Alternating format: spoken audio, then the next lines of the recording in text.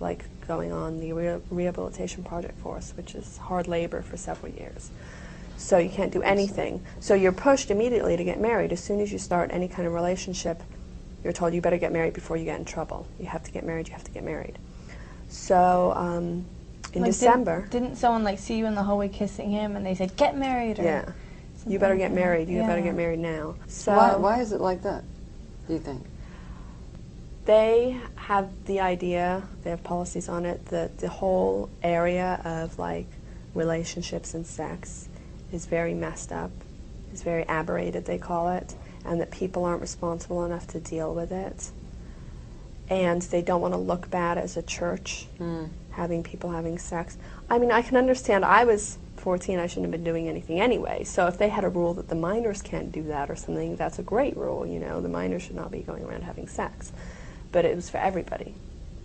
And it also was like nothing more than kissing, so you weren't allowed to experiment, you weren't allowed to grow up, you weren't allowed to do anything. If you wanted to like do anything, you had to get married first. So that's also ridiculous. The policy states, that L. Ron Hubbard supposedly wrote, states that it's for public relations reasons, that no one can do anything until they get married. So a month after I turned 15, I was off to Vegas and got married. Because I had no choice, yeah. And also, before you get married, you have to live in a room with other people. I was in a room that was maybe 8 by 10 feet, maybe 8 by 12 feet, with 6 people. That was where we lived. We had 3 bunk beds. We had 3 bunk beds here, 3 bunk beds here, and a dresser in the middle. That's all that fit, and then a dresser over here, and that's all that fit in the room. And it didn't have a bathroom. We had to go to like the main shower hall and take a shower. So that's horrible. If you get married, you have to wait, and then you get your own room. So that's like a luxury, your own room. So it's another reason to get married. So, so a month after I turned 15, I was married, and my husband was 22. And then I got transferred to another job, which was called the Master at Arms. And that's the person who is in charge of ethics. That's called an ethics officer. Yeah, an ethics officer, like enforcing ethics on people, like assigning people lower conditions, making them do amends, doing inspections, finding the bad people in the organization, etc. And was this in the International Training Org still? And also, the International Training Org trained people in Scientology's administrative technology from the lower organizations. So I was also responsible for all the students. Because then I got promoted to the person who was over that entire department of like security and ethics for the staff and the students. And what's that called? That's called the Director of Inspections and Reports. So my very first job, my very first assignment when I came onto that job was, there was a man who was about 40 years old. He was a staff member. His wife had been sent to Florida. She'd been gone for a year or 2 on training, and he hadn't seen her, and he had admitted that he had masturbated or been masturbating.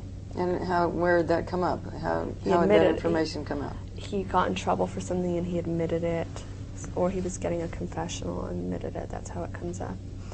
And so I was 15, and he came to the office, and I had to handle him. So it was like the first day, I think, or the second day I started working on this job, and I had to tell him that he couldn't masturbate. I had to have him read a policy where L. Ron Hubbard says masturbating is bad, and I had to get him to figure out how not to masturbate. And you're 15 years old? Yeah, I'm 15. I was so embarrassed. I didn't even know what I was doing, and I'm telling this 40-year-old man to not masturbate, and it was the most embarrassing thing in the world.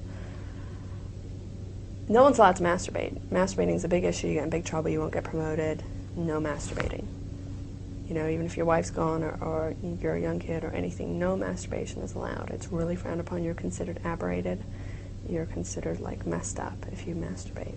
And this is in policy by Hubbard? Yeah. In books too? Yeah, he says masturbation is bad because it stimulates sexual pictures. I never really understood what that meant, but it was really bad. Whatever. Yeah, it was a really bad thing to do. So that was always a big issue, and I had to handle plenty of people for that over, you know, the period of working there, but that was the first one. And then I had to handle a girl who wanted to leave, to convince her to stay. I had to handle a lot of people for a lot of things, but some of the main things were staff members who wanted to leave. It was a big issue. If they How did you convince them to stay? just get them to realize that they were wrong, you know, have them read policies where it says if you leave the Sea Org, you're a degraded being, you know, and these are policies all around how it's written. If you leave the Sea Org, you're a degraded being. The only reason you leave is because of your own withholds and your own crimes. And you'd wear people down. You have to get them to go into confessionals and admit what they've done, read policies saying that they're wrong, tell them, yell at them. As soon as you say you want to leave, you're put on to hard labor. You're not allowed to leave until you've got permission. It takes 6 months to a year. And they're just worn down over time because all the staff sneer at you.